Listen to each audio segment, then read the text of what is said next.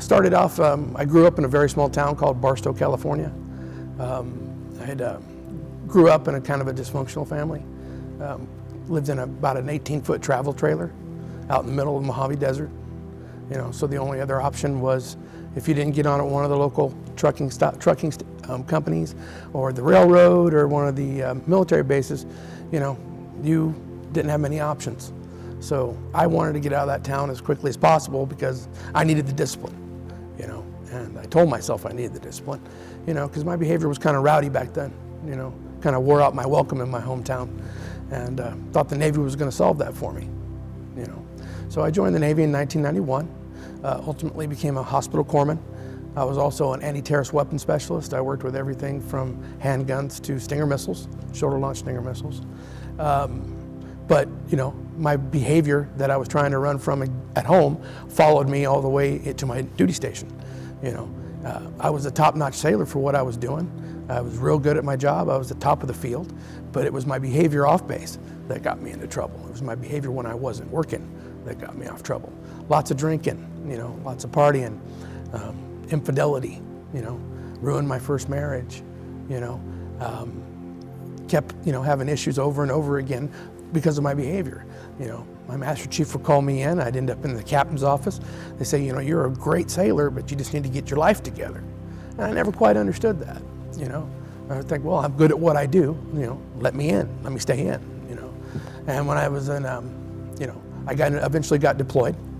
I was deployed on the USNS Comfort, a hospital ship. We ended up in Haiti for what was called Operation Uphold Democracy. It was a strange situation because we were receiving a lot of casualties from actual Haitian patients that were coming on board the ship. One that really struck with me was a 6-year-old boy that was brought in. We brought him in. By the time we got him in through surgery and got him into the ICU and the PACU, or post-anesthesia care unit where I worked, he had bilateral hemopneumothoraxes in his lungs. He had both his legs were broken, both his femurs were broken, both arms broken, hepatitis positive, HIV positive. Worked on him about 12 hours a day in the ICU. We were able to find his mother, who was also sick. We were able to reunite them together, and bring it to him. But that changed me, seeing a little boy, a little 6-year-old kid, who not only was ran over by the UN food truck, come to find out, but he was also trampled by the crowd following the UN food truck. So it's just that knowing that those things are happening in the world. I'm 24 years old. I had no idea these things were going on.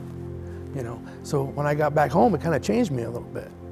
And I started partying again. I started trying to, solve my problems with alcohol and pills, and it wouldn't fill that gap inside me that I felt. That's when I think things started going kind of downhill for me. Throughout my life, I started getting involved in drugs and alcohol until about 2008. I kept myself employed as a chef throughout all that while I went to school, and I barely attended school, even though it was paid for by the VA. Barely got by in school, maintained a C average. It was just one of those things. I was trying to escape, everything that, resembled anything of responsibility in my life, And then later on during that time, my father became ill. He had cancer, got real bad, and he eventually took his own life. Which was one of my first experiences dealing with suicide, other than having the thoughts in myself and dealing with it myself. It was the only time I ever dealt with suicide. So I had all that guilt and all that shame built up. As like, this is my job, this is what I was trained for. I was trained to save him. I was trained to be there for him, and I couldn't do that, And even around that time too, the next Gulf War was breaking out. They wouldn't allow me to re-enlist because of the mental health issues I was having. So I see all my guys going where I should be. I should be in that, I should be there. That's what I trained for. That's where I should be, And so I had a lot of survivor's guilt. I guess that's what they call it, survivor's guilt, knowing that I should be there, but knowing that my behavior and, knowing that me ignoring the fact that these doctors are telling me that I'm exhibiting symptoms of bipolar, these doctors telling me that I've got brain injuries and concussions, and not wanting to listen to them because I didn't believe them. My master chief would call me in. I'd end up in the captain's office. They say, you're a great sailor, but you just need to get your life together. So eventually I got out in 1996, honorable discharge. Despite my behavior, I was able to maintain an honorable discharge. I finished up my associates and started working with at-risk mental health patients. I opened up board and care in San Diego. I worked there for a couple years. Then from there, I went to work at a brain injury facility, which was also a drug and alcohol facility. But the brain injury facility was for former NFL athletes. So I worked with them. I was an inpatient coordinator. Got a chance to work with some great former athletes and help them through the process of what they're going through the NFL concussion lawsuit. So we were a big part of that. After that, it didn't fall through so much, but after that, I decided that it was time for me to move up to Fresno. Cost of living and things like that in Fresno, and plus we have family up here. So it made more sense of us to come to Fresno. And as soon as we get up here though, COVID hits. So finding a job wasn't going to be as easy or as simple as what I thought it was going to be, So we rode COVID out, applying for many jobs, interviewing for many jobs, and then David from Kingsview calls me and wants to do an interview on, one-on-one interview with him and one other person, Carla, and I nailed the interview. They said they wanted to bring me on and that I had a good spirit, and they wanted to put me in this position to help others, And I'd done this, part of my job at the reach facility working with athletes is I'd take their calls at 1 or 2 in the morning when they were having problems and wanting to come in and get service.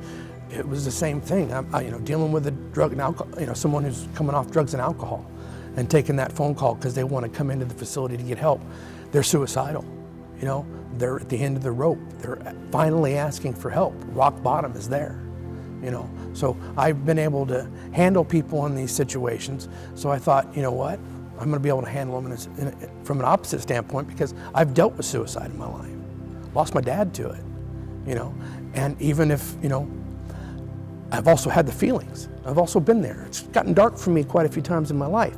By the grace of God, I never followed through with it, But for me, it's like every call I get, I want to be able to help that person. And if it's not me being able to talk them down or send someone for them to, a crisis worker over to take care of them and save them, and even if it's just giving them resources, 24 hours a day, we have someone man on the phones. If you're having a crisis, if you feel you're having an anxiety attack, but you're not suicidal, if you just got in a fight with your significant other, your wife, your husband, and you need to just vent to someone, we're there for that too. We even reach out to the youth. We go out into the community through our outreach program. I've had the honor to go out and do that quite a few times, just to get out there and meet the people. And you'd be surprised by how many people come up to us and just thank us for being there. So kids even call through the Central Valley Suicide Prevention Hotline. I say kids because, I'm much older, but we're talking about, youth between the ages of 13, 17 that will call. We also have the text and chat, which is a really big venue for these kids to be able to reach out as well. When they can't talk to anyone or they feel like that they can't express their feelings to mom and dad, they can text us and they can respond. I enjoy doing that, but I'm still not down with the lingo. You know what I mean? So it's kind of hard for me to pick up the abbreviations and sometimes the emojis, but I'm working on it, I'm working on it. But yeah, it's two different avenues. If you can't talk and you feel like you just want to text and vent to somebody, you can text us. If you feel you just want to call and vent, that's another thing.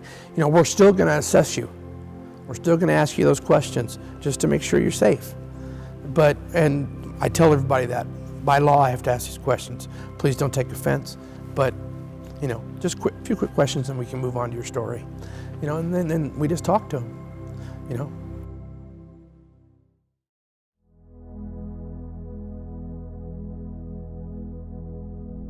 I think the reason why I joined the Army more so is that the recruiter approached me, and the major selling point was that, do you want a job, a certain career after you get out of the military? And he offered a position. It was called a unit supply specialist, and I was really good with numbers, really good in math in school, and so I really saw that as like an opportunity for me to just further those skills. But then ultimately my goal was to like work for either like a defense contractor or something like that after I got out of the military, and so I'll be able to like transfer those skills. In addition, there was an $8,000 signing bonus. So you tell a 16-year-old kid you can get $8,000, have a job that's going to be transferable after you get out, and I went for it. So I actually joined the California Army National Guard as my branch of service. So I was in the National Guard for a total of 8 years, and that 8-year commitment was basically 18 months of that was a deployment to Iraq. My unit actually got mobilized in support of Operation Iraqi Freedom 2. Initially, for the initial invasion, we got called up, and then we got stood down. And then the second time, we actually got orders, and it was like, well, it's go time. And then they started allowing us to purchase more equipment and things like that. And because I was in the supply section, I saw this, this money being available for us to purchase equipment, and I was like, well, this is definitely serious. And so served my 18 months and then returned back and did my 1 week in a month, 2 weeks in the summer. When I talk about my military experience, I talk a lot about my deployment just because, it was pretty much 18 months, but it felt like 2 years of my life.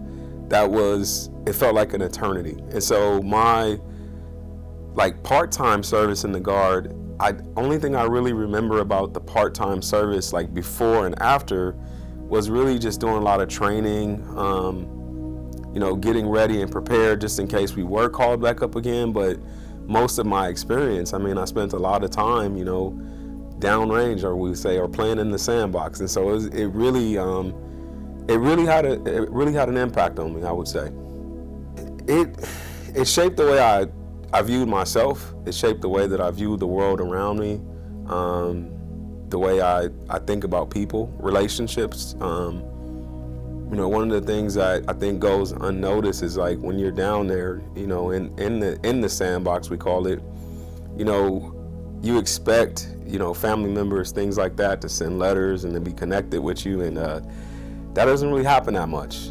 At least not for myself, not for a lot of the soldiers that I was there with. Believe it or not, it would be these random kids from like the middle of nowhere in Iowa or somewhere like that. They send you a care package, man, and like when you open it up and you had those Girl Scout cookies and the beef jerky and just the stamps, all the things that they would send, like that was the comfort that really helped get you through. But at the same time, there's like this realization, like, well, where's my family's letters? And you would still, I would still call my families. Luckily, I had a girlfriend at the time. She wrote me, and she would send like perfume. She would put her perfume in the envelope, and man, I would just sit there and just like hold on to the letter, like as if it was going to be my last time holding it. Because truthfully, you really never knew whether or not you were gonna be the next one. And I think, and I'll tell this story. I'm okay with telling this one. Is that there's times where if a soldier in your unit actually is killed in action, the whole unit has to go out on the tarmac and watch that casket be loaded up on the C-130. My first time having that experience, it was an eye-opener. I think it was within a few months of us being in Iraq, and it was like one of those moments where it's like, all right, this is real. Like, this is really happening. And even though, they called Balad, Iraq, Mortar Alley, so we would get mortared every day. Like, that siren would constantly go off to the point where you just get numb to it, and it's like it becomes normal. But when something happens to someone that is within your unit, it hits home. Like, you hear about, other soldiers dying in different parts of Iraq and things like that, but then when it happens in your unit, it really hits home, and then it happens once, and then it happens again, and then it's again, and it's again, and that clock, and in your mind, you're trying to like block that out, but you're also trying to make sure that you're staying alert so you can stay alive, but you can also, help your fellow soldiers, because, the decisions you make and the things you do, make a difference between someone living or dying.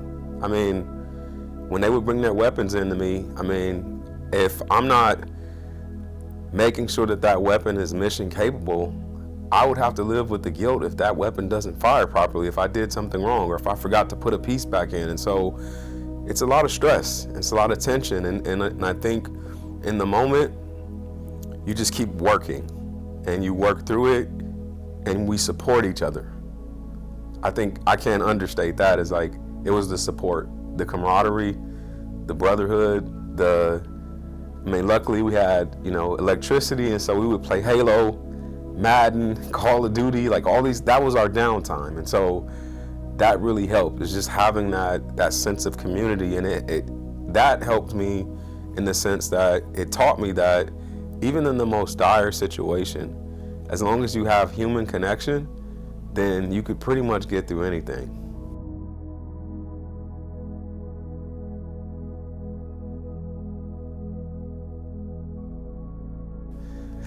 Initially, it was very challenging to connect with those veterans in that program. And one day, and I was, I'm scheduling these meetings and having them, hey, come meet me in the office. They weren't coming. Even though I was literally physically located there at the site, they would not meet me for our scheduled meetings. So I decided, I was like, you know what? Go sit out in the smoke pit. I went right back to Social Work 101, meet the client where they're at. And I go out there to the smoke pit. All of a sudden, there'll be one veteran out there. Next thing you know, he's like, hey, you want to play dominoes? Start playing dominoes with him, engaging and connecting. I would go in the office for a meeting or something like that. Next thing you know, the veteran's knocking on the door. And he's like, hey, Mr. Brown, and just starts spilling it. Just starts telling me everything, whole story, life story. And then that care coordination and that assistance was able to flow. It was able to, with no judgment, nothing like that. And I think where that helped at is that the way the veteran community works is that when you do good by one, they're gonna go tell their friend. You put yourself in that space and you really connect with people. But this position in suicide prevention came up, and I call this position my dream job. This position is my dream job because the goal of this job, this role in suicide prevention now, is to organize the veteran community to prevent veteran suicide. It's not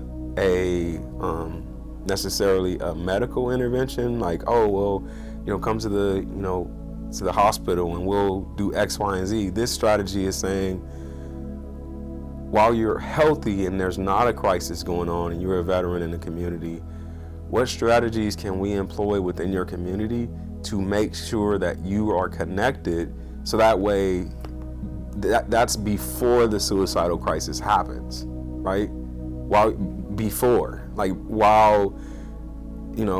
you have a young male, 18 to 34 years old, kind of similar to me when I was at that age, like, is there something in place to kind of guide you along the path until you get out of that 18 and 34-year-old range? Because that is a very challenging time for most people, and it's the time where we see one of the highest prevalences of suicide. And so just looking at this program is really about encouraging and empowering communities to kind of look at themselves and say, what infrastructure do we need to build within our community to make sure that veterans stay connected with each other? I had this meeting with my Female Veterans Coalition, and got these women together, and the excitement that was just emitting off of them, it felt good to be a part of it, because they're taking ownership and control, because they know what every other veteran knows that they're missing, which is camaraderie. they're missing camaraderie, and they're deciding that I'm not waiting for someone else to develop a space for me to commune with my battle sisters is what they're calling themselves. We're gonna do it, and that's what it's gonna take. And so, for me, I just love being a part of the process.